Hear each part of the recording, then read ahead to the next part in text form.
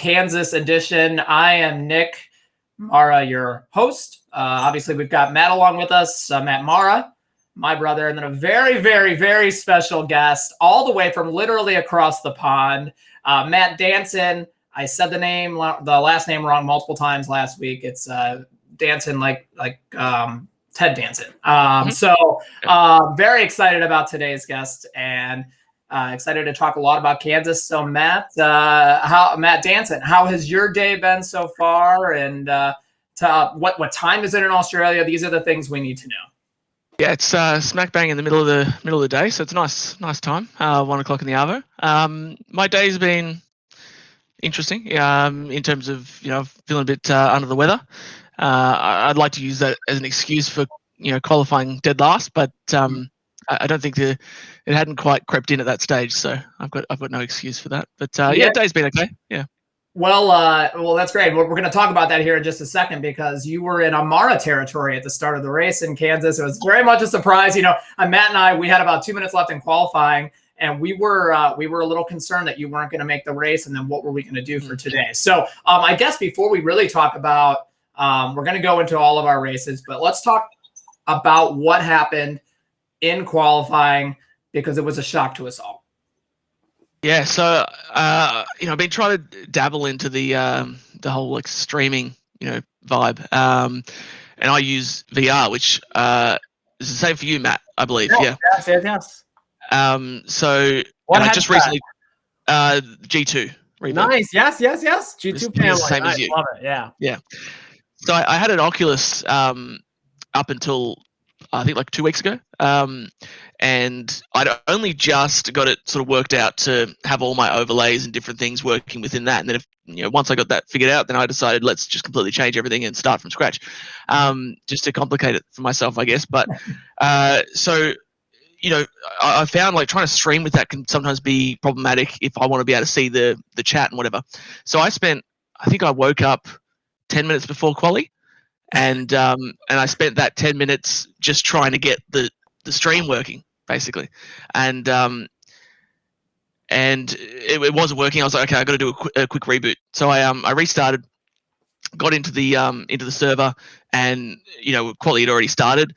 So I was like, okay, cool, let's just get out there and put a lap down. And because I didn't switch off my wheel before doing the reboot and then coming back in, so it was all still there. So I guess it had like uncalibrated in the meantime, because as soon as I was on the apron, like coming out of the pits, I had no feeling in the wheel at all. So it just felt like it was turned off basically, but it was turning for every turn that I was doing.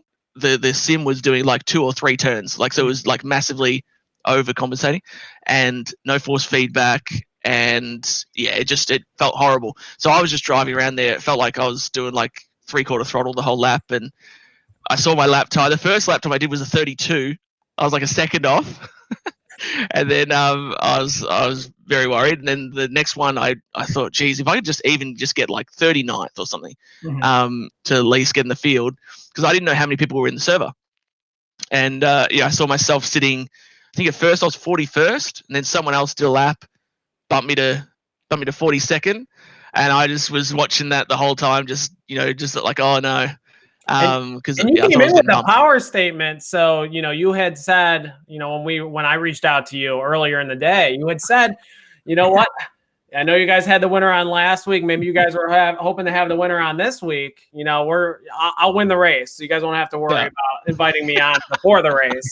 And you almost missed the race. So I told Nick that he said that to us. I was like, it's hilarious, because that would be quite the story. I don't know what we would have to talk about if you would have missed the race. So technically it already happened at Daytona, and that was enough of a story to have it happen again. Well, I could only imagine what that looked like. Did you have an oh shit moment? Because Matt and I did for about 2 minutes. For about 2 minutes straight, I had oh shit moments. But I just was looking at like, oh my god, this is classic. This will be funny. But I was lucky enough, because I apparently so Dylan was saying that our field was 43, because I thought 42 was the cut. But so I guess I had a little bit more wiggle room than I thought. But when I jumped out of the car, because I recalibrated the wheel, got that all sorted, and then was looking at the at the timing results, and I saw there was 2 people that hadn't done lap times yet, and I was just hoping one of them had, disconnect. not done it. Yeah, exactly. Yeah. It happens to us all, but So Matt, you're obviously very intent on streaming. I guess you went through all that effort, right? Do you want to share with our few viewers here how they can follow you on Twitch? You're so dedicated as a streamer. I'm sure we want to watch you. Exactly. So Matt Danson 30, pretty much on every social media channel, but same for Twitch. I don't get that many viewers at the moment. I got a loyal 2 or 3, which is exciting. We're slowly building. I've only really sort of started doing it sporadically, recently. So, yeah, if you want to come and laugh at me not qualify for races, then by all means come down and check that out. Well, I'm thinking it's a little ironic that your handle is Matt Danson. There may have been an underscore 30 in there, and you kind of knocked the 30 car out of the field. So yeah, yeah, exactly. So, that's enough drama to start the race. At the very least, Danson, I'm sure you had a lot of fun working your way through the field, and we'll talk about that in a moment. But we've got to talk about some worse races first. So we'll start with Matt, and I got to tell you, from the Marra Motorsports Discord, it seemed like a frustrating one on your end. Basically from the first lap. So why don't you talk us through a little bit about how your race went? Yeah, usually the way our Marra Motorsports Discord goes is, we're taking the pace laps, and I try to do a little bit of pet talk. 134 laps here, Kansas. Don't get into the wall or it's going to be a long day. You told me earlier in the week, hey, you get any damage, it's going to be really tough. And so, I emphasize, be patient, be careful. If you got to let some guys go on the start, let them go. Lap 1 going into 3 and 4, I went in high and the car just had no grip. And I had a really hard time doing anything but going on the bottom in 3 and 4 on fresh tires. And I lost it. And thankfully, Stanford lost it, 3 or 4 cars behind me. Rewatched the broadcast. They didn't really catch me, even though I bottled up the entire field. And I was like, phew. If RaceBot TV didn't catch it, it didn't happen. So they did catch it. They did catch it. Yeah, they were less emphasized. Real quick, before you continue your race, Matt, you were obviously in 40 seconds. So just for this first part, how close was it for you? Because Matt Marra hit the wall in front of me, and Stanford was behind me and almost ran in the back of me before slamming into the wall. So it was a scary first lap, and I knew that was going to happen at some point in the field. But being in 42nd, you must have seen that, if not more. Yeah, I was right within it. I was doing the obstacle course, trying to find my way through, because I there were cars that had spun down or evaded down onto the apron that were trying to rejoin before the grass and that sort of thing, and I was still coming down from only just making the field, and then immediately we've got cars pinballing around everywhere. So yeah, I was right within it, but found my way through, which was lucky. Didn't get any damage, and it certainly was a pucker moment, that's for sure. My butt was very intense. Well, that's a really great term. We're gonna start using that every time on our Discord, Matt. But that's 2 of us. That's 2 of us that made it through. Clean, really all 3, Matt, Marra. I got a little bit of damage. Of course, you're like, don't make this worse. You're making it 3 wide while I'm barely hanging onto the car. I scraped the wall a little bit, and I was like, okay, well, reset. Only lost 1 position because the Highline got going really well on the restart there. And, get back at it, get into a groove, gain a couple spots. And, of course, I swear to God, Hugo's so good. He knows before I do when something bad's going to happen. They're watching me for a couple laps. And sure enough, I'm making a move. I was faster than Shane Parrish, and I made a move on the inside. And I didn't do my first practice at the track. I made the mistake thinking all 1.5 milers are the same. Didn't make any practice until the practice session 30 minutes before the race, because I've done a lot of racing in Kansas. Car was way looser than I thought. So I get the run on the bottom, and I move up the track, and I must have misjudged it. I want to blame Aerotight because he was right on my ass there and say I just got tight off the turn and take it right into the wall. And the 3 of us, I think it was him, myself, and so went through the grass 1 of maybe 5 times I went through the grass during the day. Thank God the other ones were not captured. And I didn't realize it at the time, but I had quite a bit of damage after that, and it just really led to a pretty rough day. Came back out. I think we got some cautions.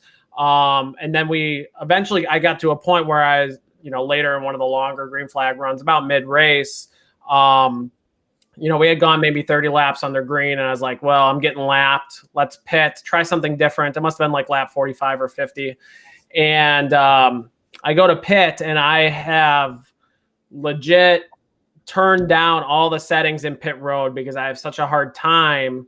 And I don't know what it is. And I didn't think I had this with the Oculus Rift, but with the G2, for some reason, especially this season, had a really hard time seeing where my pit box is. And so I go in the pit road under green, had just gone a lap down. And my pit stop flag shows up like a stop before I get there. And I missed it. The third time this year, and I know I'm not crazy, third time this year, I've missed twice under green.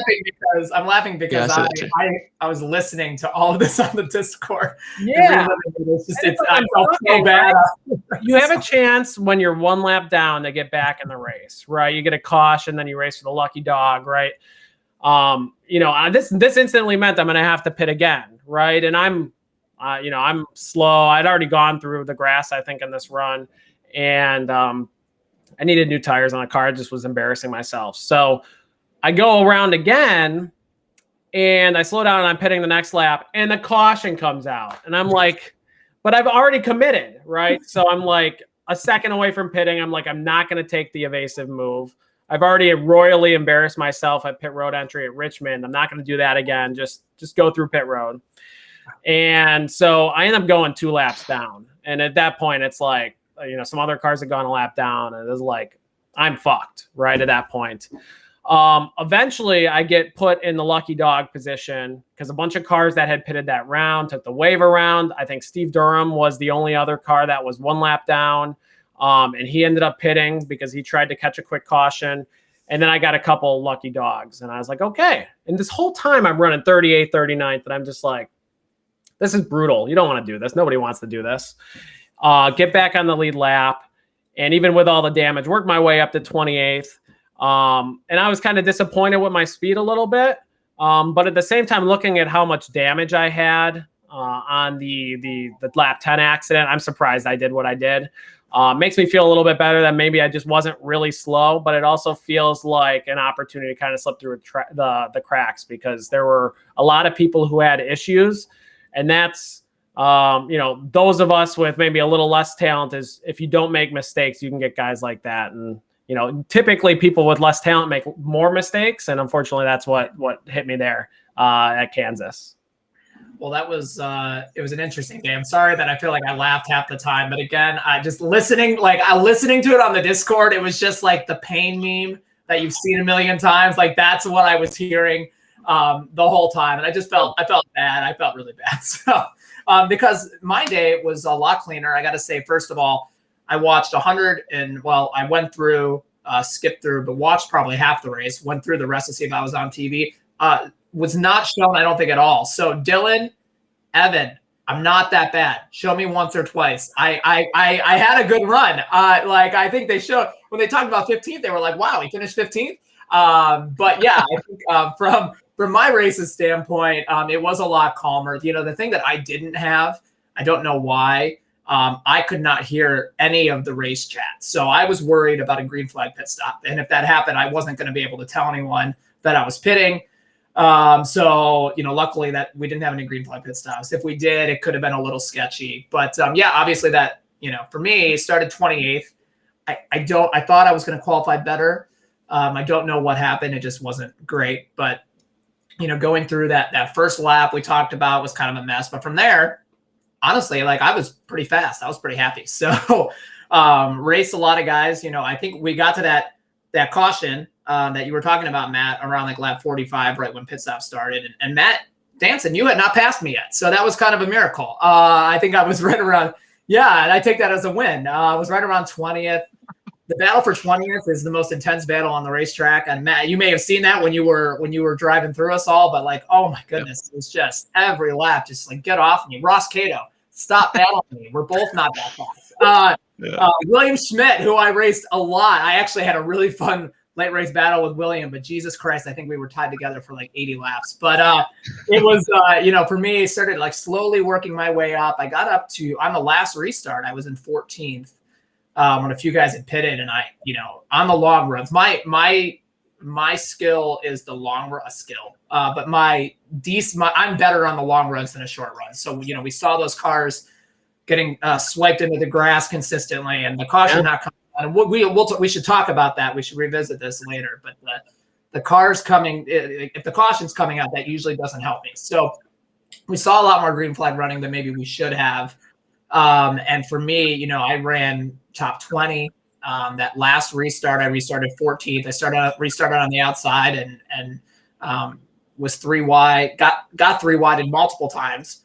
After Matt, after Danson, after you got up to the front, that last restart was really intense. I bounced off some guys in the middle of a 3 wide. Nobody wrecked, thank God. So it wasn't shown on camera. But I think I fell back from 14th to 21st, and I was like, shit. I had, like, if I got a good restart, I was going to be fast enough after 30 laps where a top 10 was going to be possible. But then I battled William Schmidt for like 10 laps in the battle of the century. I think we crossed each other over like 5 laps in a row, every single turn. It was just insane. I was a little pissed at him at the time because I was like, just let off the gas and then I'll drive away from you, I promise. Which I ended up doing at some point. At the end, it's funny. We had Sean Castro on last week. And he was the guy I battled for 15th, and Danson, for us, top 15 is essentially a win. So I get up to 7. I'm in 17th with like 10 to go, and I pass I think it was William. I finally got by him, and I was like, I could see they're battling for 14th up there, and one of them, and Sean was slower on the long runs. I saw that a couple times in the race, and he had fresh tires, but I was keeping my tires low. So I saw him coming back, and, he talked to us last week about how aggressive he is and he doesn't give any room. And I think we joked about how I'm going to be nicer. And then, of course, with 2 laps to go, we're battling and we're side by side. And I'm like, just please, you were on our podcast. Please just be nice. This means more to me. It means more to me than it does to you. Please let me go. I promise I will. I'll send you a DM thanking you. I don't care. He didn't let me go. I just passed him because of my skill. But straight up. Exactly. I got by him coming to the white flag. And my Discord had issues again for the third week. But for me, got 15th. I think had I had a better last restart, I think 11th or 12th was very realistic. I think that I was fast enough for that, like legitimate speed, which I had, for me, had it at Richmond a couple weeks ago. Yeah, I was going to say, you say top 15 is a win, and you look at the Marra Motorsports team, we've had top 15s in 3 of the last 4 races going back to Bristol Dirt. The exception being the restrictor plate race at Talladega, which you kind of think it's the opposite. So we're not embarrassing ourselves. I promise. Hey, I was running in the top 10 when that wreck happened mid race. So I was really happy. It's it was really to me.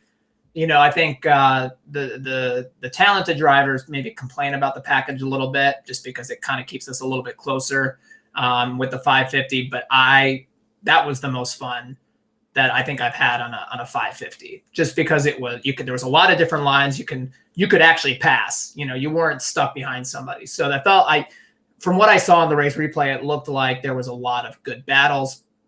For me, there definitely was middle of the pack the whole race. I enjoyed it. It was a lot of fun. So since we started doing this podcast, I've run a lot better. So I'm gonna hang my hat on that. There must be something to it. So I think after lap 10, I'm sitting there thinking to myself, running in 40th, I really don't want to do the podcast this week. I was like, I really do want to do the podcast. So with that, Marra Motorsports, we're done. Average day. I was happy with the finish. And then Matt, your day was, Danson, it had to be interesting. It had to be a little bit different. So we talked about that first lap. Walk us through, how thrilled you were to just blow by me on that one restart. And then really how your day went, because you passed a lot of cars. Yeah, that was like the second restart, wasn't it? Like after that lap 40, 50 area. Yeah, That's one where I went past.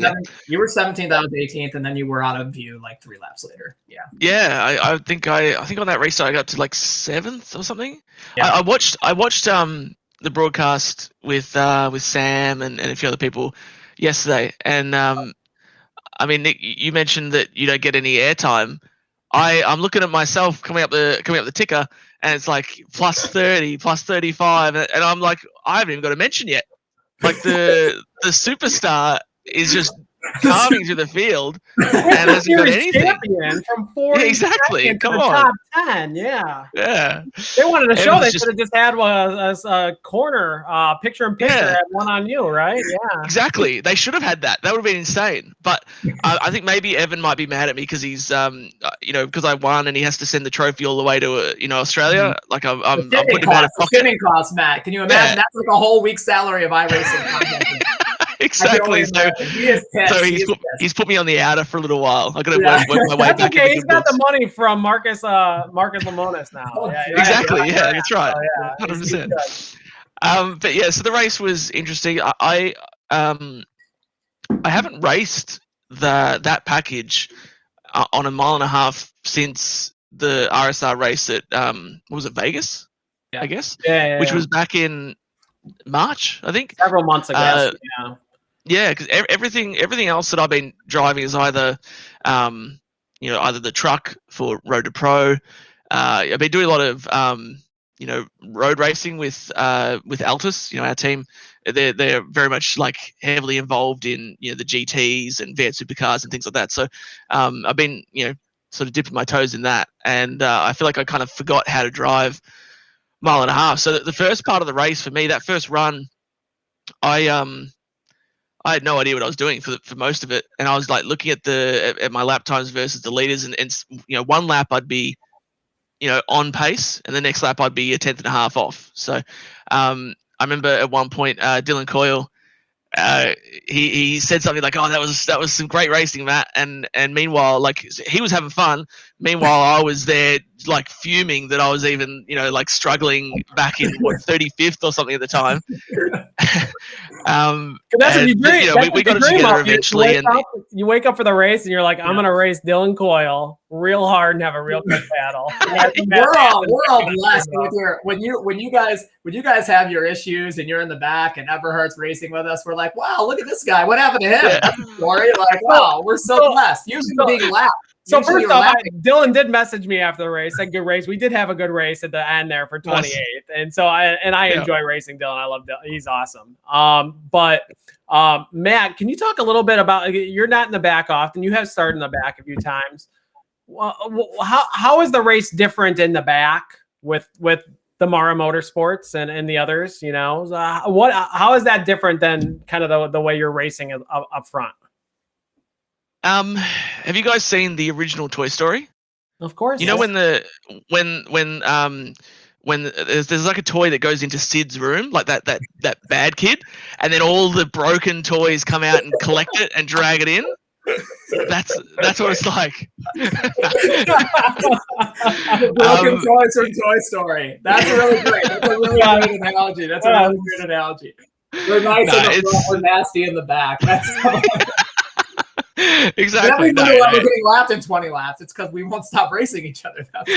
Exactly, 100%. No, I think it's just I don't think it's fundamentally different.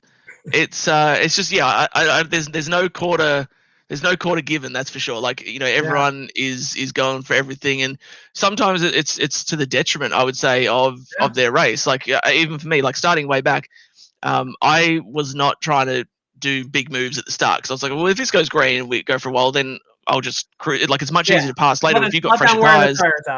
Yeah, exactly. And I think that is probably the difference is that the guys in the front will, like your Andrew and Daniel and that sort of thing, will tend to have a bit more of a broader outlook on how the race is going to unfold. Whereas, the people at the back that really want every position, they're racing for that lap and that lap alone. So that's probably the biggest difference. It might be a little bit of a surprise, but I feel like I probably race like that. But I swear I'm trying to save tires. It just doesn't work. Well, I gotta say, for me, it was nice because I think this was the first race where I was actually able to, especially like after lap 1, we had that single file restart, and I got a gap, and I was like, I'm just gonna sit here and not run the tires off. I got, you know what? That was the nicest feeling I think I felt in 10 RSR races. It was the most relaxed I think I've ever felt. We need to get to the front that way. It just seems a little more calm out there. And you got there. You got there, and you finished. I don't have it pulled up in front of me now, but I think it was like 6th or 7th, somewhere in there. Yeah, 6th. Unfortunately, Sam stopped me from getting 5th. That last restart. Well, actually, there was. I think it was the second last restart. I got the classic Jeff Gordon, restart. I gave away like 2 or 3 rows on the green. Yeah, that's every restart. He's my idol. So you must have listened last week because Nick had mentioned that he is the Jeff Gordon. Restart. Yep. I was trying to out Gordon you. I did that pretty well. I lost 7 spots, Matt, on that restart. So I out Gordon you. Yeah, we were both just going backwards. But yeah, so that one wasn't so good, and then the very last restart, I just was too conservative. I feel like that, what we had at that track, you could actually go a little bit more aggressive at the start because track position was super important, and then you could, even if you had a bit of a disparity in the tires, you could hold someone off for a while. So and then like the bottom was viable, but you had to really dig to get an overtake done that way. So if you were just holding the top, then it'd be tough for people to get around. But so I probably gave away a little bit there. So maybe if I had been a bit more aggressive on the initial stages of that restart, I maybe had like a 3rd or something on for me. But 6th is fine. Yeah. So was gonna say, so for us, 6th place is essentially a win. For you started 42nd. Are you happy with that? Are you a little disappointed? How do we take a 6th place after that day? Yeah, disappointed. I mean, it's just I've been a little bit complacent with the Cup Series so far, in that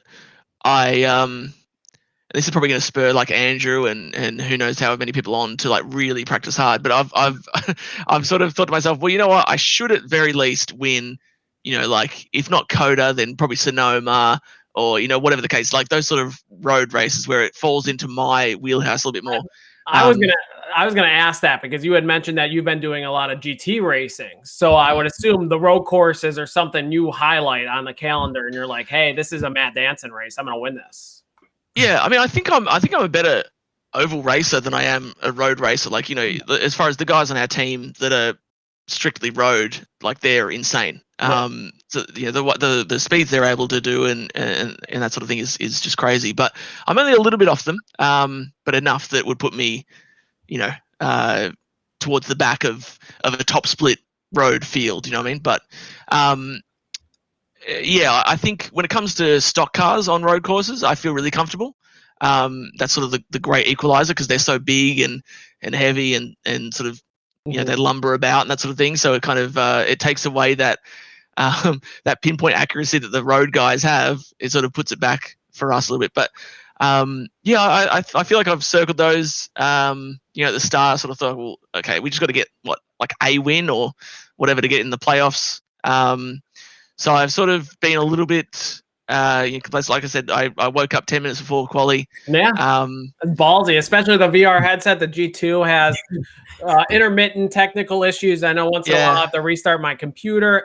I mean, the visuals are great. It's unparalleled, right? The headset is awesome. But once in a while, if I got to give myself at least 15 minutes in case something goes down. I got to do the whole reboot and all that. So ballsy on that alone, but it worked out for you. Yeah, it did. But so I guess so. I'm like disappointed in the sense that a 6th isn't really representative of me, and I kind of like I was thinking about this afterwards as well. Like I'm sort of doing a bad representation of myself because I was thinking about the season and I like obviously didn't qualify for Daytona. Had technical issues there and wiped out the field, which was embarrassing. And then what was after that? was that Homestead next? Yeah. Homestead, I missed out on pole by 0.02 of a second to Sam, and as you guys would know, it was massive aero push there. We pretty much just locked into wherever you were. Yep. And then Vegas had the last second pole position, which was awesome. Yeah. And then kind of just, I think I finished third in that race. I kind of was just like, I was okay, but I just didn't quite have the edge. But on balance, the season's been kind of underwhelming. Like, I think I was second before I got wrecked at Phoenix. But I think about the season, I think, damn, I've been disappointing. But then I sort of break those races down. Like, it's not that bad really in general. But I should be out here getting dubs. Yeah, I guess I've got a question. So, I mean, and I think maybe we were trying to save some of these questions, but I think it kind of eases into or transitions nicely into these questions where, like, we should say real quick, congratulations to Andrew. Again, we should be reporting this. Congratulations, another win. It was a great race with Agnell. We're so happy for you. Most top tens, most top tens in the series all time. I don't know if you heard that. Matt. Yes. But really impressive. We're not surprised. He's a stud. And we'll continue to say that he's won. I don't know. Matt, you got to stop him from winning all the races, okay? I'm sure that Evan and Jonathan, they want a little bit of variety at the front, so we'll have to get you up there. But sorry, I'll win next time out. Yeah, you will. Okay, so Matt, go ahead with your question. No, I was just gonna say. So, you look at your results. You're, I think, 6th in points right now. You're solidly in for the playoffs, and it's certainly, as solidly in as you are. Maybe you can be complacent until the playoffs start if you wanted to be. Do you think you joined right with the winter series? I believe that's when you started, right? So, yep. I guess maybe your winter, you tell me, did your winter series results kind of reshift maybe your goals and expectations? And I guess when you joined the league, one, how did you find RSR? And two, how were you expecting to go win a championship in that series, the winter series? So I came across RSR courtesy of Sam Nieto. He had sort of shown us the league, and I saw that some of the broadcasts. I was like, damn, it's Evan. That's crazy. Yeah. It's like a Coke broadcast. So that's cool. And also just wanted to race with with Sam and Stove, a couple of pals. And so I guess going into the winter series, I didn't drive the B car much at all before that season. So I have confidence in my abilities, let's say it like that. So I thought I'd be okay, and I've raced against Drew a bunch of times in top split road to pro, all that sort of thing. So I know what he's capable of. So I knew that he would be super fast, but I was reasonably confident I'd be there or thereabouts. But like I watched the first, so I got second.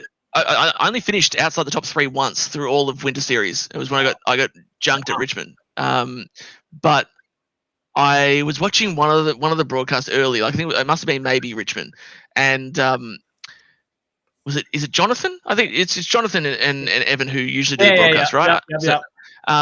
So Jonathan was talking about how it's the Daniel and Andrew show, and actually that might have been the race when I got my first win at Michigan, and I was I was like a little bit not butthurt, but like just jokingly kind of had a bit of a chip on my shoulder, to where I felt like I should have been in that conversation, so I was confident I could come out, and I didn't know if I'd win the championship, but I thought if I can string together some consistent results, Montreal, Indy Road, I thought we should be able to get out there and get some pretty good races.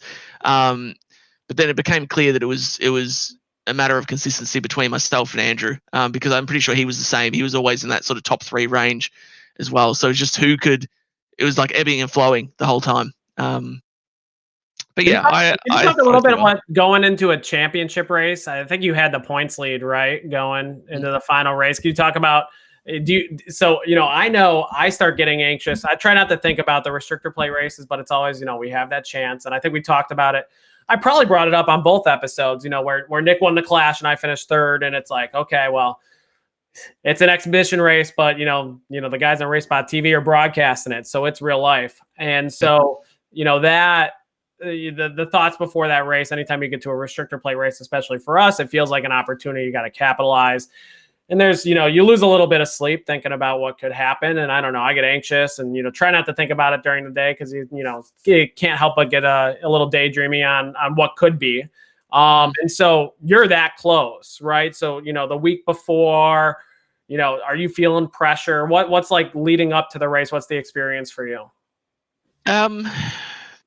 Firstly, that when you guys got the first and third, that was cool. I watched that, and the passion from you guys was really cool. That was awesome. I forgot who was replacing Evan on that. The lead announcer there was like, "Oh, he's very happy about that podium finish." Like, no, fuck no. I'm happy for Nick. I know how long it took to get here. We're on Discord together. I think with like 3 laps to go, they're like, I don't think they're talking to each other, but maybe they're telepath, and we are good like that, right? Like I think we generally understand what we're trying to do, but no, we absolutely had a game plan. We're talking the whole time. And I had not had a podium finish in the like 20 races we had and understanding the talent in this league. Yes. You watch the podcast, we're emotional people. I am especially emotional, angry and happy. And unfortunately, it's more angry, but those happy moments, hell yeah. That's why we do it, right? So anyway. That was sick. That was awesome. Also, I love the poster in the back too. I'm gonna get myself one of them. That's awesome. You should see what he made. Oh, really? Okay, yeah, okay. So, you guys have got to show me afterwards. Yeah, so they can't see it. I don't have it on the stream here because it's cut off a little bit, but I got a poster in my basement of the 23 Marra Motorsports, and I fully embrace the fact that I feel very fortunate to be part of the league, and I know, Nick, you do too. I'm very proud of it. I'm not afraid to show it. So, my wife, for my birthday a few weeks ago, for Nick and our birthday, she got me. She knows I like it enough. I got like a 23 custom shirt and all that stuff. And like, awesome. So I'll be a dork about it. Right. But, why not? That's cool. The thought was, so Michael McDowell for the Daytona 500, for Front Row Motorsports, they got they put together a Daytona win banner, like a championship banner. And I was like, okay, well, on Etsy, they do custom banners. So I went ahead and I made one for Nick. And so it's up in the garage upstairs. He'll have his win banner. Hopefully, I'll keep buying them if we keep getting wins. We'll have hopefully a whole basement full of winner banners. I think we're some times off that and many more restrictor plate races. But yes. So that you'll get there. You'll get there.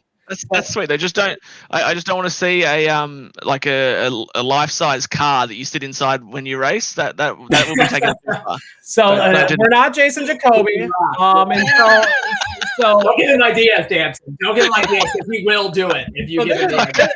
So Matt, I guess, are you familiar with the story of Jason Jacoby? Is that how you ended up? Yeah. So yeah. So he was in the league at some point. That was before for all of us. Oh, really? Yeah. So I look back at the stats, like 2017, I think he won one of the races. I didn't know that, and it might be why some people are familiar with him. But Nick had not heard it. I brought it up on the chat because somebody made a joke about it on the race chat. Nick has not seen anything on Jason Jacoby yet, so I was like, go spend an hour on YouTube. You'll learn way more than you want to about him. But he's it's cool. It's cool that he's passionate. Obviously there's a whole lot of things going on with him there, I guess. But the passion's cool, and I don't hate on anyone for going all in, as far as like your banners and that sort of thing. Like, ultimately, I find this is a really departure from the question, and we'll circle back to the question in a moment.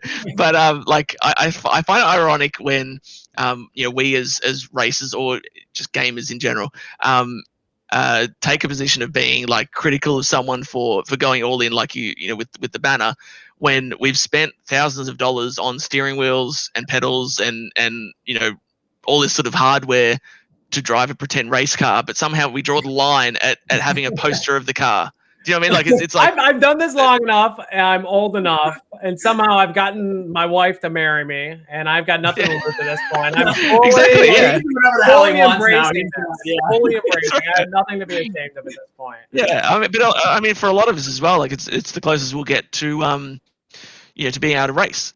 Because it's not the most accessible sort of sport. Like if you want to go play basketball, you form a team with your friends. You go down to the local, gym, and sort of play basketball. For us, we can't just go, you know what, I want to be a race car driver. I'm going to go down and race every weekend, because you need to have thousands upon thousands of dollars to do that, which people just don't generally have. So I think it's fair enough to embrace it and go all in, because it's just as much of a genuine sort of racing exercise as real life. Yeah, okay, it might not always be super realistic with the way things are executed, but you're still having to race within the confines of what you're given, the different levels of grip and so on. So Nick and I have a lot of friends back to the question.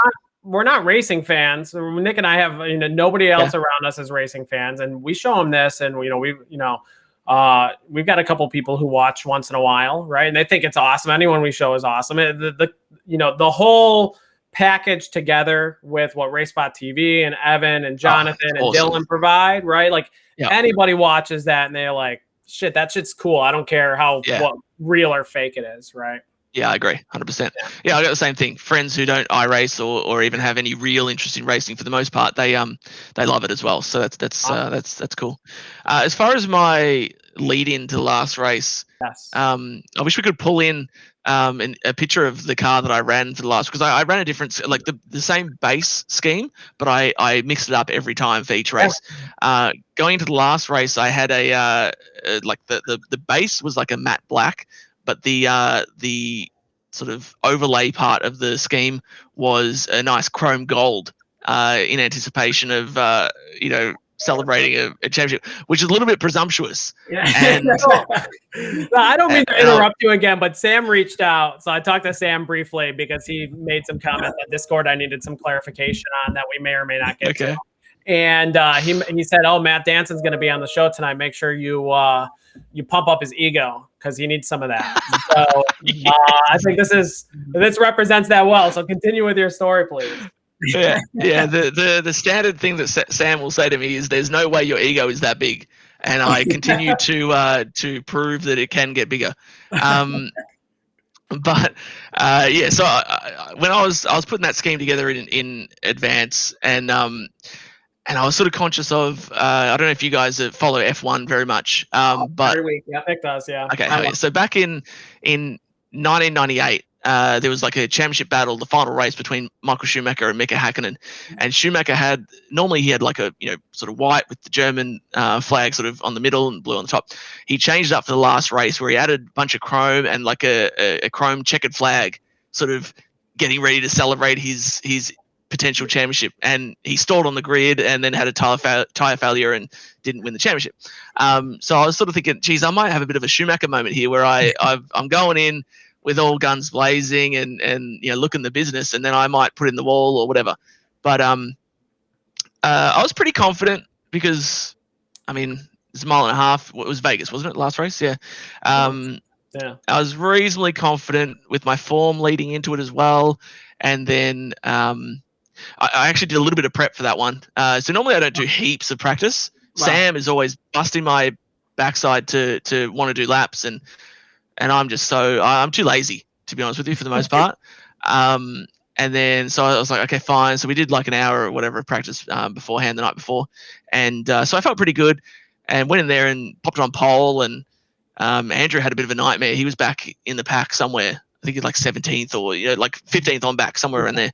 So okay, this is a good start, because now I can at least lead a lap, get the bonus points. Because I was worried that if he qualified on pole, for example, he could lock me out. I might run that whole race in second and never be able to get around him and get some bonus points, and then that makes it all the more difficult for me. But I was able to get pole, so guaranteed those that sort of one lap lead at least, and went on to lead not all laps, but most of the laps. And so probably about the halfway point, I was like, we're looking pretty good here. And then we had the yellows. I don't know if you remember, but we had the yellows in pit cycles. And so I was stuck back in, I think I had to get a wave around, actually. And so then I got the wave around, and I was back in the teens somewhere, and Andrew was right at the front, if I remember correctly. And so I was like, oh geez, this is not ideal, but if we can dig, and yeah, luckily we got to back up to P3. So do you have the points in your head while you're driving? Like, I need to get to this point, right? Do you have anyone on the radio telling you where you need to be or any of that stuff? Or you're just like, you crossed the finish line and you're like, I think I won, but I'm not sure. No, I knew where I needed to be just based on, so like I knew what position I needed to be to guarantee, no matter what Andrew did, that I'd win. So I think from memory that was, so if I didn't lead a lap and I didn't, so didn't lead a lap, didn't lead most laps, I think third. I had to be third if Andrew won and led the most laps. Obviously, based on what he didn't achieve there, it takes that position back a little bit. So I think leading into that last restart, I knew that even if he wins the race, all I got to do is get P5 or 6. So I was pretty, I just had those sort of guidelines. I didn't know the points, but I just knew roughly where I needed to be. But of course, I really wanted to win. If I'm honest, like I really wanted to get the win just to tick it off. Exclamation mark at the end. Yeah, exactly. Pop the champagne and be the only person celebrating. So I guess what was that celebration like then? You crossed the finish line. You're a champion, not something. You can't get lucky one race on a restrictor plate race and win a championship. So I don't think Nick and I are gonna unfortunately live that. So maybe can you tell us a little bit about winning a championship like that? 10 races, right? All RaceSpot TV, Evan. That emotion when you cross the finish line, you're like, shit, I'm the champion. Oh, that's a good question. I can barely remember last week, let alone. Yeah. He's like, I did what I said, what I came out to do. I didn't fuck up. I didn't pull a Schumacher, right? Exactly. I think the first part was relief. That I'd run the gold scheme and didn't finish second. And then I think just satisfied that I was able to get it, to close it out and get it done. Cemented my superiority over Sam, which is good. So obviously in any discussions we have in the group chat, he really has no leg to stand on. But I think it was also like I was very prideful of because I knew Andrew had won like the last 3 Cup Series and I think the 2 Winter Series before that as well. He's done it, so to come in and sort of do that was it gave me a lot of pride. I don't know if I wasn't like fist pump in the air. Probably for me the most race like that would be I won a top split Road to Pro race in 2019. Wow. That one was the biggest sort of claim to fame for me. It was like a 66 or 6700 SOF. So it was for me that was probably the race where my heart was like racing afterwards. But I think it was more just relief actually, to be honest with you. Because like you said, it's 10 races, and probably from Michigan I think was the 3rd race. So from that point on, it was looking like a real possibility that I could do it, and it was just every race was like Andrew and I just kind of neck and neck, and so I guess it was like an extended period of anxiety, like you were sort of touching on earlier. So to close it out was just more relief than anything. So a couple of follow-up questions. Where was that Road to Pro? What series was that Road to Pro win, and what track was that? So Pocono. So Road to Pro, obviously you got the ladder system into Coke, so you do Road to Pro takes forever, like all year, and then the top 20 in points go against the bottom 20 from Coke and do the Pro Series and all that sort of thing.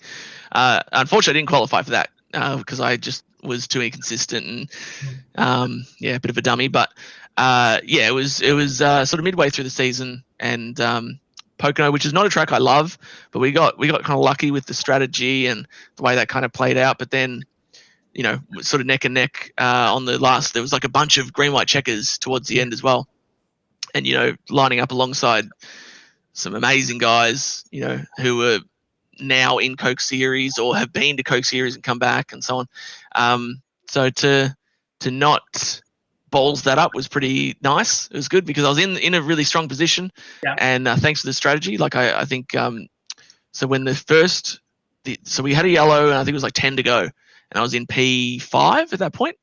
I'm like, oh, we got a bit of a shot here, and then I just kept making incremental one position every restart, and then we used all 3 green white checkers, and for the last one I'd finally got to lead, and so I'm restarting the lead for this last green white checker, so I know if there's another yellow, then the race is over, or we race to the finish sort of thing, and I blew turn 1 like the worst. I caught the apron, and because I got a really good jump, but I caught the apron middle of the corner, and who was it who was second? I think was it Bob Bryant who he won. He just won. Yeah, he won recently. Yeah. I think it might have been Bob. He got an awesome run off turn 2. Off turn 1, and we're heading towards the chute there, and I started to position myself on the inside because I was like, I'm not going to give anything away here. But he was probably about to get me because I had such a bad run, and then the yellow flag comes up on the screen. Yes, like, yes. That's saved by the bell. You earned the track and you earned the restart, so you get that 2 or 3 tenths on the restart. So you earned it. In my books. Yeah, I love that. My heart was in my throat the entirety of that run. That's why I just cocked up the first corner so bad. But we got the dub, so that was cool. Well, I won a Darlington truck race this afternoon with an 1800 strength of field, and it's gonna keep me going almost for 2 days. So it doesn't. Hey, it wins a win. Like, hey, I got this. So, and then the second, my follow up kind of that. So Sam seems on the Discord to be a strong personality. Matt, we knew who you were because you were winning all the time, but why I wanted you on the show, and I told my brother Matt multiple times, is because at Talladega, it was, obviously a boring race, whatever, but you I could not stop laughing at literally everything you were saying. It was, we all have said it on the chat, but I was like, this guy is a comedian. We love his accent. And I understand the frustration. So is that what a normal Discord, team chat is like for you on a normal basis? And if so, I think that you need to have us all have access to it, because it really it made my night. I guess you living like we live on a daily basis. Yeah, it's I would say so. Like, I tend to try and I'll fluctuate between having fun and just being full of like intense rage at any given moment. But I try to have fun as much as possible. That race was really boring. You're right. We couldn't do anything. But I like a lot of that, I suppose, is probably down to us just not really understanding how to use the package really well. Because I've spoken to a few, like I don't know if you guys are familiar with some of my teammates, like Michael Cozy. He does a lot of super speedway stuff. Seth DeMerchant does a lot of super speedway stuff as well. Marcus Ruckman as well. Those guys are elite at super speedway, especially, and they can make it work. But I think the key was in that situation, you have to have at least 3 or 4 cars together. Whereas in a lot of cases we were doing just 2-car breakaways, and then you stall out and you start dragging back cars, and then you get that big separation, then you're all done. So I think that's just us trying to, and maybe the iRacing implementation is a little bit too extreme in the way it works, but it is for the most part realistic. But without having any understanding of what to do, it was really boring. As far as the dynamic, I would say it tends to be a lot of sort of trolling each other, especially like we got like just a messenger group chat, which is usually just so it's got myself, Stove Price, and a few other random people, but usually it just fluctuates of, you got to pick the wave of who you're going to pick on. And make sure you pick the right team so that you're not the one the butt of the jokes at the time. But I think for me as well, my personality, I tend to have either people find me entertaining and they like me, they get that I'm joking and I'm not actually like the egomaniac that I project, and then you get the 50% that just despise me for whatever reason. Which brings me to my newest friend, my newest fan, Thomas George. So I got sent a clip. I got sent a clip of him, and I don't know if we need to put in the beeps or whatever. But he called me. I caught arsehole or asshole, I guess you guys would say. Oh my God. Okay, we're gonna talk about this. Real. Okay. And Thomas is welcome on the show anytime. I don't think he likes us either. For what it's worth, I don't think he likes us either. I don't know. Continue with your story, and then we'll finish with ours. Yes. Yeah. Okay, I wasn't gonna get into that, but yeah, go ahead. So I got asshole and I got douche, and which is, I mean, he's probably not wrong, but at the same time, the circumstances which he was applying that criteria was odd, because like I'd overtaken him super clean, on the bottom, and then I was behind, I think it was Eric de Blasio, and he was running the bottom. So okay, I'm going to run the top now. Now I'm like half a second ahead of Thomas at this point in time. I'm nowhere near, like, it's not like I'm cutting him off or chopping his nose or anything like that. But I had the audacity to run the high line, which I guess was the Thomas George line, and he's fuming. And I was watching this like, what is he talking about? This is the same guy that drove into my door down the backstretch at Richmond and started like cussing me out. And I'm like, that was the race. The winter series. I don't even think we made contact. We raced hard for 27th, and I was an asshole. I am probably an asshole. I'm the one who got the message. So Thomas George, and again, Thomas, if you want to get on the show and talk to us, so we're an open book, right? But I'm just stating facts. So Thomas had messaged me after Richmond with several explicitives, saying that Nick and I fucking suck, basically. We're just awful. And Nick and I talked about it at the race. I feel bad because that's, we're riding in the back, right? Nick is only 2 or 3 months in the iRacing period. And the goal of this winter series is just like, don't piss people off. And so you get this message and it's just like, what did I do? I'm so sorry. I go back and watch the whole race, and I start crafting a message to Thomas, which he never had responded to, and it starts by apologizing, saying, I really didn't mean to get in your way. I don't want to ruffle any feathers. And then, the further I get in watching the broadcast, I just don't see anything, and it turns into, but basically you're an asshole because like we didn't do anything wrong. I don't even know what I'm apologizing for anymore. And so Sam, we were going to talk about the Discord stuff. I was going to bring up names, but Sam had mentioned, in the Discord, and I'm sure if you talk to Sam, So Sam made the comment in the Discord saying that, oh, you're calling me Wade accident, and I'm at 2.4 per incidents per race, and you're over 6, right? So my thought process is, okay, let's do some investigative work, and I was talking to Dylan at the time, Coyle, and I was like, okay. He's like, hey, do you know who this is? He's like, no, I'm really curious. And I look at the list of people who are 6, and it's like Thomas George. Like, I mean, he did the same thing only because of past experience. Like, he had done it to he said the same thing to us. So it's like all these other guys, I've raced clean with. I was like, I know who's saying these things. It's unfortunate, Thomas. I mean, we're just here to have fun. Right. And I think, the racing is part of it. And I was talking to Dylan about this too. It's there's an extra sense of pressure. And I think we talked about this maybe in our other couple episodes too, is, Nick and I, and Nick is performing a lot better than I. We have sponsors that are basically paying our registration fees. So, thank you, Gamadil Technologies, Mercury Energies. Brandon over there is awesome. He sent me an awesome gift basket. So I'll do my props to them, probably make some Twitter post about it, but they're awesome. Don't deserve it.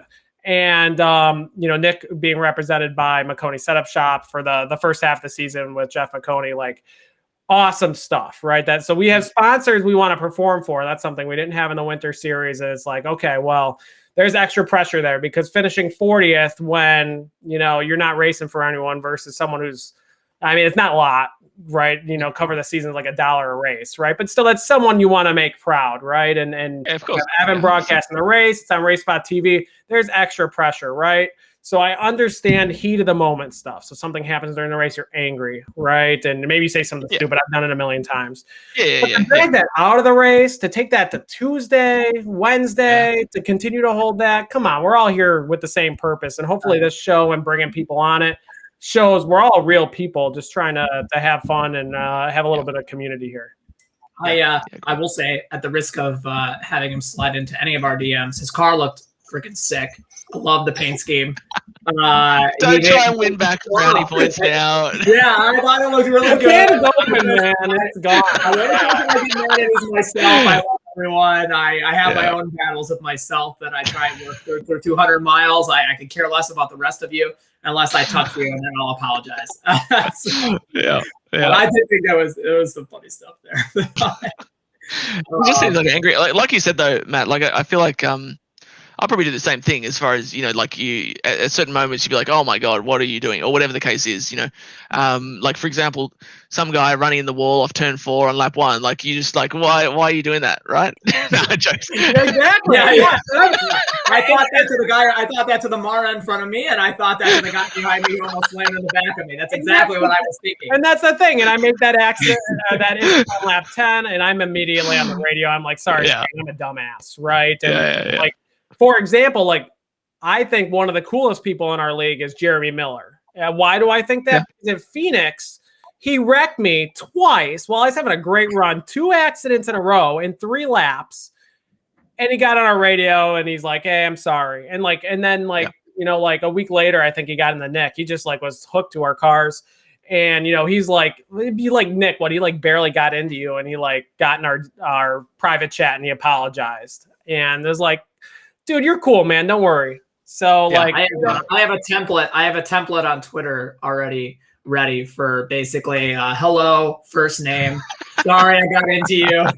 Please don't hate me, but if you want to slam me, it's totally fine. Yeah. That's fair. Yeah, but, I think mistakes happen, right? Like, you know, there's gonna be times where stuff goes on, but as far as where Thomas was getting stuck into Sam for being an incident waiting to happen. It's like, I mean, I pick on Sam for his driving a lot of the times, but to be honest, he's actually not that bad. He's very fast. He just needs to learn to close. That's his biggest thing. Like he puts himself in good positions and then just falls by the wayside. But, Hamlin. Yeah, exactly. But he what he doesn't do is I can't think of a time that he actually wrecked, excluding Richmond, of course. We're going to put an asterisk next to that one because, of course, that was an intent wreck as response to, you know, retaliation. That's not the same as running into someone under green. So, and to be fair, I'm pretty sure on that one, like when I looked at it, and I don't know, maybe I'm jaded, maybe I'm, you know, like skewed towards, right? Yeah, no. It seemed like the guy yanked it right after Sam had sort of pulled off him a little bit to stop. You know, he sort of gave him a bump, and then the guy like yanked it right and put on the brakes, which was weird, but you know, it is what it is. Well, maybe we'll have to have Sam hint come on the show soon. Tell your friends you should. To explain that situation. And maybe it was netcode. Maybe it was just a netcode. Yeah, it's just netcode. I think when he's cursing on the all teams, it's hard to say it's netcode. Actually, I gotta get some skeletons out of the closet now based on that as well. Yeah. Stove Price. What did he say? Did any of you guys hear what he said? That's the other discussion that was happening on Discord was around Dylan, right? Yeah. We stand for Dylan. Our Motorsport stands for Dylan, so we're always going to be on his side no matter what. So you said he was on your team, and I was like, "Oh, can we talk about that? I think we have to withdraw that from the agenda." Let's throw him under the bus. Let's throw him under the bus. I mean, so I didn't realize they were on the same team. Okay. Yeah, so on Facebook, I'm a rogue agent. I'm just like You're gonna be under Danson Motorsports next week if you continue. Yeah, no, I'm just Logitech G Altus Esports. You know, I operate under my own banner, but I'm happy to associate and align with people, but I'm also very much happy to throw people under the bus if it's for comedic purposes. So let's get onto it right now. I really want to, because he's trying to contest it at the moment that it wasn't intentional, but the point that we need to work out is whether he said, did he have an admission of guilt on the radio that he was intending to get Coyle? I couldn't hear it.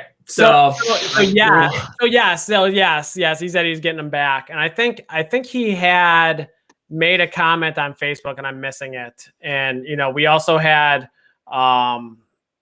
You think he deleted it? We had Is he trying to cover his tracks too? So I'm not sure Stove Price for Steve Price. Maybe I'm confused, but I think same person. It is same. Okay, so there was a comment on Facebook or a post on Facebook specifically about how Dylan is in the way and he shouldn't be there, and he's kind of a clown in regards to the broadcast and driving. It was, and I kind of had stepped in, and it was not nice. It's the kind of thing we're trying to step away from, right? And so I think there had been something, and I talked to Dylan about it. He had, please feel free to tell us what prompted that. I think incident point wise, I think in the Winter Series, Dylan caused 1 caution. I don't think he's caused any in the Cup Series, which is way less than me. So I don't have a post on Facebook about me. So waiting for it, but not there yet. So it's coming. Thomas George incoming. It's always apparently there are some people that just aren't making those thoughts publicly. They're afraid to talk about it on the podcast. You've got so much power now in 3 weeks that they're afraid of you. So there was a post, so there was, and Dylan and I talked about it as recently as yesterday too, and why he thought maybe it was intentional. But you watch the replay, and it looks like he just got loose off the turn, and he went up, and he was 3 wide on the inside. He got loose off too, and he ran into Dylan up the track. And honestly, it didn't look intentional. But on the radio, he said it was intentional, which was odd. If it was that's right, exactly. Probation or something, right? It wasn't, but he was kind of maybe excusing his mistake, to point. That makes sense. I think that makes sense. Yeah, I felt like it was so I only saw it briefly, but when I saw it, it looked like kind of Dylan exited the corner in a weird way, like in the middle of the track. Like he had a fair bit of room to his right, which is a common thing for people who are still like learning, because they're fearful of smacking the wall on exit. So they'll tend to come off the corner quite a lot. And it seemed like so Steve Stove, whatever you want to call him, came, sort of they basically just met there. But then the comments or whatever was going on, I think that was probably more posturing than anything, and like you said, maybe covering for a bit of a mistake or whatever. But I feel like it was just a racing deal. But then I don't know what he was saying. There's some history there, which is why I think he played it differently, right? Yeah. I don't think we're Dylan's such a nice guy though. But Dylan's so sweet. He's like the thing that I'll say for Dylan, and this is going to come across really mean, maybe inadvertently, but I always get a bit of a laugh when Dylan is like in the race and they cross to him and he's talking about, this is the line that I'm taking, and I need to reach out to Dylan because his insights as far as what line he thinks he should be taking at any moment seem to only be exclusively wrong. I don't think he's ever picked the right way to be tackling the track. So we need to touch base. We're all, and speaking with them in the past, we're both kind of new at it. So if I didn't have Matt to reach out to for basic things like settings, I don't really know, right? And this is something we talked to Sean about last week is, you can, and maybe it's part of my hesitancy and doing a bunch of official races or doing practice leading up to the races, because I feel like I'm going to learn more in that practice session, kind of following, the pros, and you and Eberhard, Fairnares, whoever out there, right? Even I think this week I was really uncomfortable in the track, and then I got in Sam's cockpit and watched him do a lap, and something clicked, right? So that's kind of how I learn, is jumping in other people's cars for a few laps. It should not be allowed, but hey, I'll take it. But you practice wrong 1,000 times, you're not going to get any better, right? And I mentioned this to Sean last week. So how do you practice? Like, obviously you've got it now, so maybe you don't need to think like that. But like, what would your advice to a Dylan be? Like, he thinks this is the right line, so he thinks he's doing it right each time. How does a Matt Marra get better without kind of that knowledge, right? Yeah, I think a lot of it is experience for sure. But as far as just sort of, because I mean now they've changed the surface at a lot of tracks, right? So you got to kind of relearn a lot of things.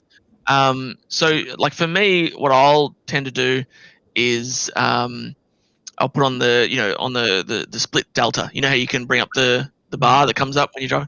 I'll put that on last lap usually, right? And then that way I can sort of reference, okay, this lap I ran on the bottom, this lap I ran on the top, and it sort of gives me an idea of where I'm at. I mean, you could do that even without that. You could just look at your overall lap time on that lap. But as far as if I really quickly want to see what's best, I'll do a couple laps on a particular line, just only doing that line.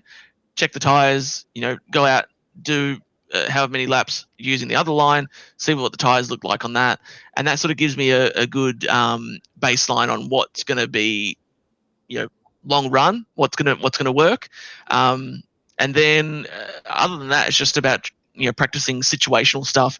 So practicing, like a restart, so you can go into turn one full throttle knowing that it's going to stick, not worrying that you're going to get to the middle of the corner and get a little bit loose. Because I think that's sometimes, like when I first started out, I would often just go into races with no preparation, just kind of, it was just do it for fun and just see what would happen.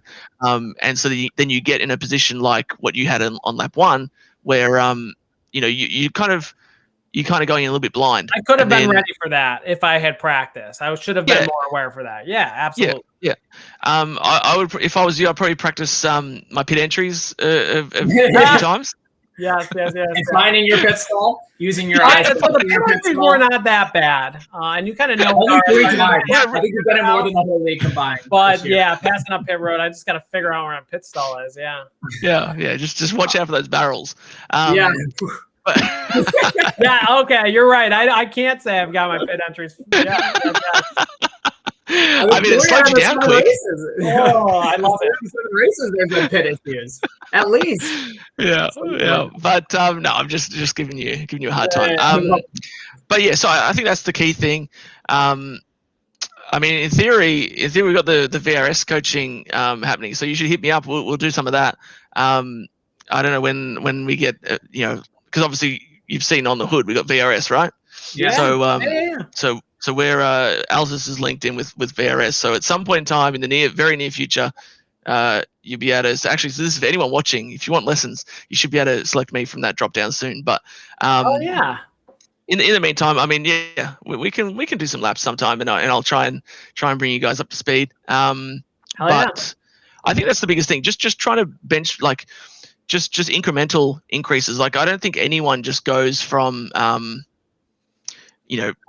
point A to point D immediately. Like you sort of it's all step by step, and but I guess Agnell is a good example of someone who's, I think he's quite fresh, right, with iRacing. Like he only got it not too long ago, or maybe I'm imagining that. No, he's fast. He's fast. He's gone. He finally got his win this year. Yeah. Yeah, I remember in the Winter Series, he was kind of like, he was a guy that was kind of just like, he was thereabouts. And then, we've gone to the Cup Series and he's always there. Like I remember Phoenix, I was like right on him for the longest time. And I kept expecting, okay, he's going to drop off at some point, whatever, I'll just cruise past. And he just stayed there. So he really jumped straight onto my radar at that race. And then he's been up there ever since. So yeah, kudos to him. I think interesting. That's my goal. I've had it for 7 months. So I think even in 8 races, 2 top 15s in 3 races, that's like a really great improvement just from the start of the year. So that is like, it's a very incremental. So my goal would be maybe by the end of the year, maybe running top 10, but consistent top 15, top 20. That's the goal, right? Because you're right. It takes a lot of practice to get there. Yeah. So, I guess from my standpoint, just a couple of last questions to get to know you a little bit, Matt, because you obviously, you're overseas. So curious as to what kind of, motorsports you watch. Sounds like Formula One. Who you like. I feel like that helmet is a Jeff Gordon helmet behind you, which would make me very happy. I don't know. It may not be, but what kind of motorsports do you watch? Do you wake up in the middle of the night to watch, in the middle of the night to watch NASCAR? What are you watching? So I used to be really into NASCAR from like the early 2000s. I think the first live NASCAR race I watched, I think, was in the year 2000. But I was aware of like Jeff and Earnhardt and Mark Martin, Jeff Burton, which is random as hell, but like he was sort of the one that they were the ones I was aware of, mostly from like like NASCAR 98 on PlayStation back in the day, things like that, and obviously the rainbow car you'd seen on posters and that sort of thing forever. So I was aware of those guys, but I started watching in 2000, and then 2001 was my first full season. that's my go-karting helmet actually up there from when I used to kart. Very cool. So it was that was an interesting one in that like I did the Flames and then and that would have been around about 2000, and then Jeff went to Flames. Yeah. And it was like a nice little tie-in. But I wasn't really. So I was kind of a Jeff fan, but I didn't want to just default because I knew Jeff had, was already 3-time champ before 2001 and that sort of thing. And I remember like I was following him through that first full season that I was watching. I was following Jeff, but I was like, no, I don't want this guy to be my guy. And then Jeff Gordon became a part owner of the 48, right? And I was like, you know what? Yeah. I was like, well, we'll follow this guy and see how he goes. And I remember, I'm pretty sure Jimmy, he spun at Charlotte was his first ever race, like cup race. He did, yeah. And he spun, but he was running good before that. And then he was kind of like he did 2 more, and he was okay, but I was kind of like, oh, I might have picked the wrong one here. Then he goes out and qualifies on pole for the Daytona 500 in 2002. Should have won the championship that year, and got pretty unlucky towards the end of the season. But Jimmy was my guy basically forever. I've got over in the corner there. I've got a bunch of die casts, Jimmy die casts, that sort of thing. F1, big time F1. Australian supercars as well. Not so much now. Like NASCAR I kind of died off from. Supercars I kind of died off from a little bit. And F1 I'll probably Lewis Hamilton is my go-to guy there. Since day one, Lewis Hamilton fan. But once he leaves, I was going to say the second you said Jimmy Johnson, I was like, you're a fan of 2 7-times, aren't you? Yeah, 100%. Lewis is gonna be 8 times soon, so that's good. Yeah.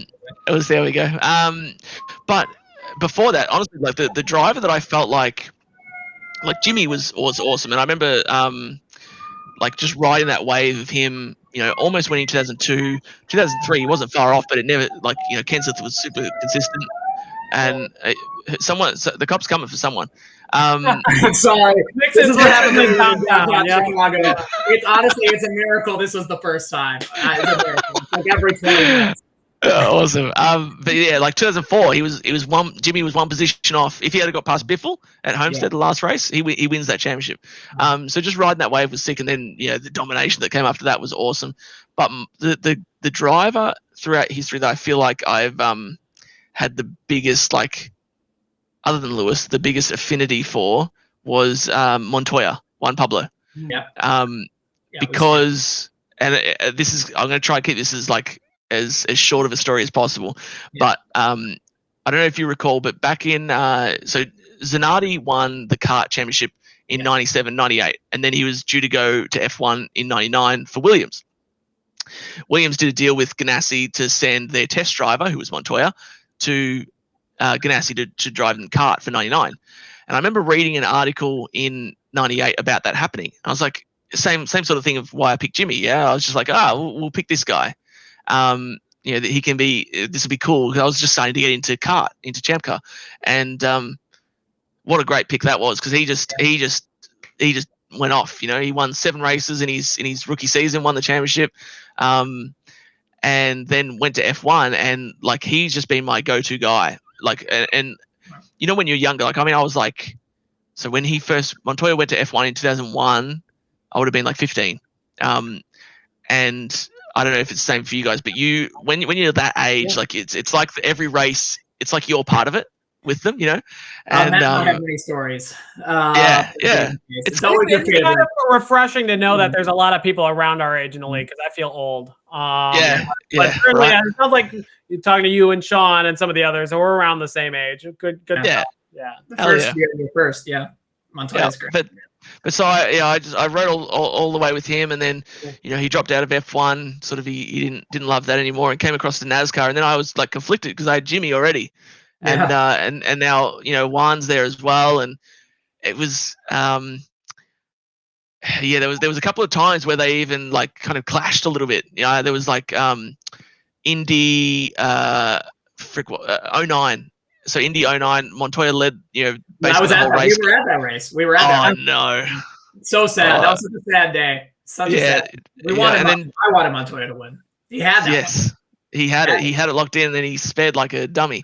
And then 2010, he kind of screwed that up as well. Well, that one wasn't him. They took the 4 tires instead of the 2, and unfortunate. But 09, yeah, 100%. 09 though, like Jimmy won that race, and normally I'd be like, "Yay, Jimmy won!" But I just remember being like so devastated. And then I think it was Dover a few years later, 2012 or 2013. 13. There was that. Tony won that race. I was very upset when he won. Montoya should have won probably 10 to 15 oval races. I know, right? Won 0. It was so frustrating. I will say, so we live about 3 hours from Indianapolis. So I know I went in 15. I went in 2015 for the 500 when he was like 30th early on, and he drove up to the lead, and I was screaming in the stands. I was really, really excited. And it was an awesome race. I liked, I could see why you like Juan Pablo, because apparently you've kind of modeled yourself after him, or 50% think he's super entertaining and 50% think he's an asshole. So I thought he was entertaining and a very, very good driver. So that's hell yeah, that's awesome. So my helmet there, actually on the back of it, I would go out and but getting out of this chair is a pain in the ass. On the back of it, it's like the design like breaks away, and it's actually Juan Pablo's helmet design on the back of it. So awesome. It's big time love for JPM. But I can't remember what else the question was, but I guess that's you answered it. Yeah, I like asking that question just to kind of, especially we're not all NASCAR fans. I know me a little more than Matt. I follow a lot of other forms of motorsports, so it's always good to hear who people like, who people follow, what they follow, all of that. So I guess that was pretty much it. I mean, I'll save my my Vegemite type questions for the next time that you're on, because I have them. I have them. I'm going to save them. Have you tried it?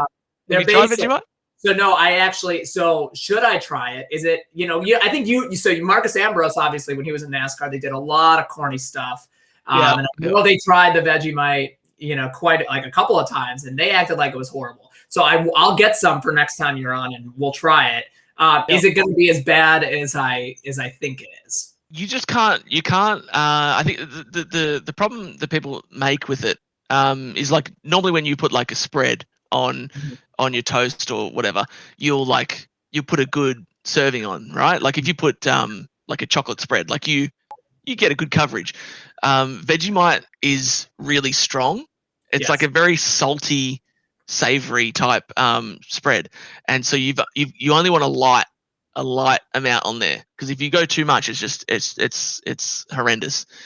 So I think that's usually the problem. People, whenever I see like on any American, it's a classic American talk shows thing to do. Exactly. Yeah. Or countdown to green, like you're talking about, like just let's get out the Vegemite. But after the turn, they always we're getting there. We're getting to be basic. We want to be basic. So yes. I love it.